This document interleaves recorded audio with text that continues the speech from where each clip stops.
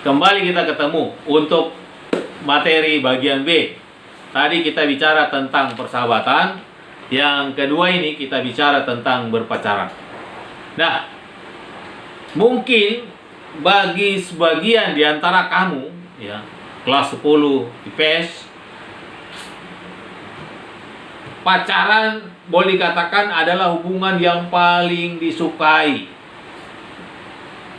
Sepakat? Pasti kamu akan sepakat. Makanya SMP sudah mulai lihat sana sini, lirik kiri kanan, siapa yang kira-kira bisa menjadi pacar saya. Kenapa? Karena ada anggapan bahwa berpacaran itu memang adalah hubungan yang paling disukai, apalagi pada masa SMA. Nah, meskipun ada mungkin yang belum mengalaminya, jadi istilah pacaran sangat akrab dalam pergaulan remaja. Anda pasti tidak akan asing dengan kata pacaran, walaupun sebenarnya kalau kita lihat di dalam Alkitab, kata pacaran itu nggak ada. Itu pacaran atau kata ini muncul pada zaman milenial sekarang ini, boleh dibilang gitu ya. Karena di Alkitab hanya disebut ada istilah tunangan, tidak ada kata atau istilah pacaran. Jadi sekali lagi, istilah pacaran memang sangat akrab dalam pergaulan remaja. Bahkan ketika salah satu temanmu memulai hubungan pacaran dengan seorang, biasanya kamu bersama teman yang lain akan beramai-ramai minta ditraktir lah, sebagai wujud dari rasa senang, atau istilah kata kita syukuran lah. Udah dapat pacar baru ya, ayo kita syukuran, kira-kira seperti itulah ya. Kemudian tidak jarang juga pertemanan bahkan persahabatan diwarnai permusuhan dan perselisihan hanya karena lebih dari satu orang laki-laki menyukai seorang remaja putri, atau sebaliknya ternyata seorang laki-laki tampan di sekolahmu disukai oleh lebih dari 2 remaja putri. Dan ini bisa saja mengakibatkan pertemanan atau persahabatan itu menjadi clash gitu ya. Atau ada iri hati di situ. Ada kesombongan, keangkuhan yang membuat persahabatan yang baik, pertemanan itu bisa hilang hanya karena masalah pacaran. Misalnya, wah, kok dia suka sama si ini, bukan ke saya, atau sebaliknya. Ada kalau Anda anak laki ya, disukai oleh beberapa teman-teman putri, maka di antara teman-teman putri mungkin ada kecemburuan dan lain sebagainya yang bisa membuat persahabatan dan pertemanan itu rusak gitu ya. Nah, inilah warna-warni masa pacaran di masa SMA. Tetapi apa sebetulnya pacaran itu? Kita coba lihat apa sebenarnya pacaran itu. Nah, di uraian materi disebutkan situ. Dalam Kamus Besar Bahasa Indonesia menjelaskan bahwa pacaran berarti berteman dengan seorang lawan jenis yang tetap dan mempunyai hubungan yang berdasarkan cinta kasih. Itu pengertian dalam Kamus Besar Bahasa Indonesia tentang pacaran.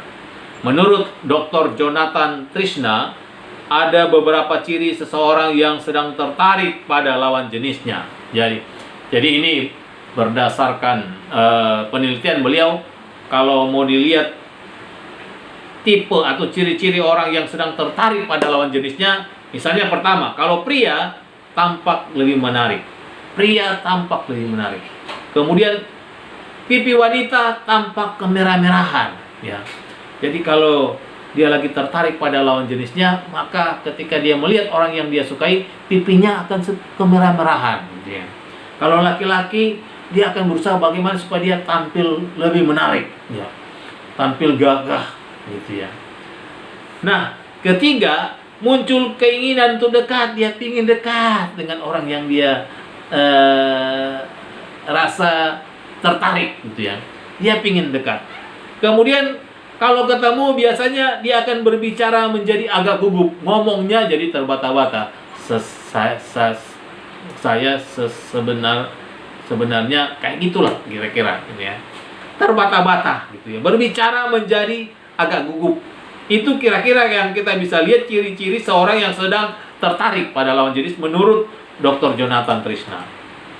Nah, pada masa pacaran sangat penting untuk diperhatikan agar bermakna untuk hubungan selanjutnya. Kita harus lihat apa sebenarnya tujuan berpacaran yang benar itu. Nah, ini yang harus diperhatikan. Kalau berpacaran harus cari tahu dulu apa tujuan berpacaran yang benar. Nah, pertama, yang benar berpacaran itu adalah mengenal karakter atau sifat masing-masing. Jadi saling belajar dari hal karakter, sifat masing-masing. Kedua, belajar saling menghormati dan menghargai pasangannya. Ada belajar untuk menghormati, menghargai. Kalau ada perbedaan-perbedaan, itulah bagian dari pilihan yang sering bisa saja berbeda satu dengan yang lain. Dan lewat proses pacaran kita bisa belajar untuk saling menghormati, menghargai. Ketiga, belajar untuk menerima satu dengan yang lain. Jadi belajar untuk menerima.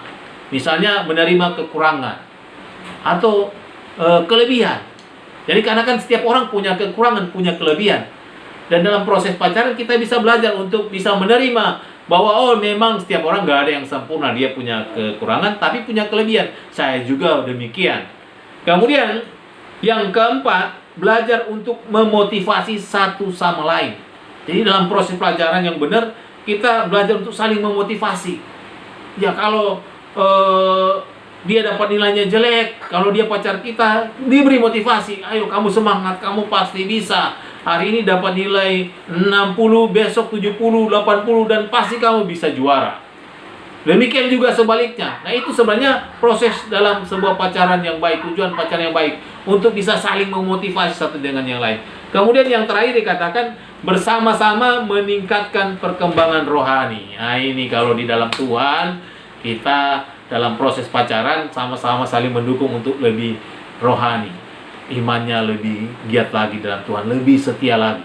Kalau dia dalam pelayanan, didorong untuk terus dalam melayani Tuhan sesuai dengan talenta bakat, pemain musik, singer, worship leader. Itu tujuan pacaran yang benar kalau kita perhatikan. Lalu bagaimana cara berpacaran yang sesuai ajaran Kristen? Nah ini, perhatikan dengan baik, dengan benar. Bagaimana caranya berpacaran sesuai dengan ajaran Kristen, sesuai dengan firman Tuhan? Alkitab katakan, pertama, berpacaran dengan sesama orang percaya. Ya. Apakah ia telah lahir baru? Dalam Yohanes 3:3. Dan hidupnya takut akan Tuhan. Amsal 1 ayat 7. Jadi kalau kita berpacaran dengan orang yang satu iman, orang yang satu iman pun harus dilihat apakah sudah lahir baru nggak dia, atau hidupnya takut akan Tuhan nggak. Jangan sampai cuma Kristen KTP gitu ya. Jadi harus dilihat juga dia orang yang sudah lahir baru, takut akan Tuhan, sehingga proses pacaran itu akan berlangsung dengan baik sesuai dengan tujuan pacaran yang benar. Harus dilihat. Kemudian yang kedua, dilandasi oleh kasih yang rela berkorban dan tulus. Jadi dalam proses pacaran sesuai dengan Kristus, ada di situ dikatakan dilandasi oleh kasih yang rela berkorban dan tulus, ketulusan. Ya. Kemudian yang ketiga, dibangun dengan komunikasi yang terbuka dan jujur. Ada komunikasi, keterbukaan, kejujuran. Keempat yang ini juga yang harus diperhatikan, menjaga kekudusan. Ya. Jangan sampai masih pacaran sudah pengen kayak suami istri. Ya. Udah seperti kayak suami istri. Gak boleh. Alkitab melarang itu. Karena proses pacaran yang benar, yang harus diperhatikan yang kuat, menjaga kekudusan, bertanggung jawab dalam perkataan, perbuatan, pikiran kita sesuai dengan firman Tuhan. Kemudian berikutnya harus ada saling membangun dalam pertumbuhan rohani, punya hubungan pribadi dengan Tuhan, setia, doa, dan rajin membaca firman Tuhan. Karena itu yang memberikan kekuatan untuk kita bisa menjaga kekudusan dalam sebuah proses pacaran yang benar sesuai dengan firman Tuhan. Kemudian berikutnya, memberi kesempatan kepada pasangan untuk berkembang. Berbeda pendapat adalah hal yang wajar, menentukan pilihan yang berbeda dan bergaul dengan orang lain. Jadi jangan sampai ada istilah pacaran dalam penjara. Dia mau berteman dengan Anda dilarang, berteman sana sono dilarang, nggak boleh gitu ya. Ada faktor kebebasan untuk berkembang ya, apalagi masih pacaran, belum suami istri ya. Jadi ada kebebasan, jangan sampai terikat, nggak boleh ke sana, nggak boleh ke sini gitu ya. Jadi ada kebebasan, memberi kesempatan kepada pasangan untuk berkembang. Nah, karena demikian, karena di halaman 122, di situ lanjutannya, Allah menciptakan manusia segambar dan serupa dengan Allah, Kejadian pasal 1 ayat 26, dan tubuh adalah bait Allah yang kudus, 1 Korintus pasal 3 ayat 16 sampai 17.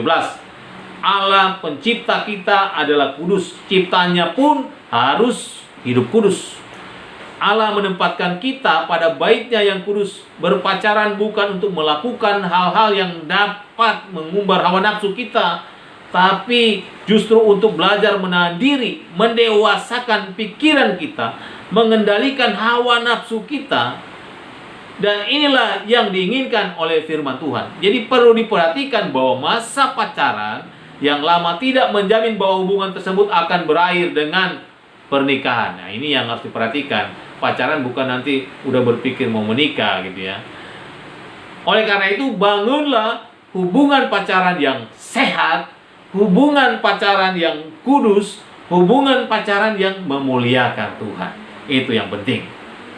Nah, dari uraian materi sederhana ini, silakan Anda mengerjakan dalam waktu 10 menit di halaman 122. Di situ ada kegiatan pembelajaran, diskusi, hasil wawancara, model inquiry learning. Jadi Anda menjawab ini berdasarkan tugas yang pernah Bapak berikan seminggu yang lalu berkaitan dengan pacaran. Jadi lihat tugas itu, kemudian Anda menjawab, ada 8 pertanyaan di situ berkaitan dengan apa saja pendapat orang tua atau orang dewasa berkaitan dengan pacaran gitu ya. Oke, silakan mengerjakan. Nanti setelah 10 menit kita masuk ke video yang ketiga yang berkaitan dengan tema bermasyarakat. Tuhan Yesus memberkati.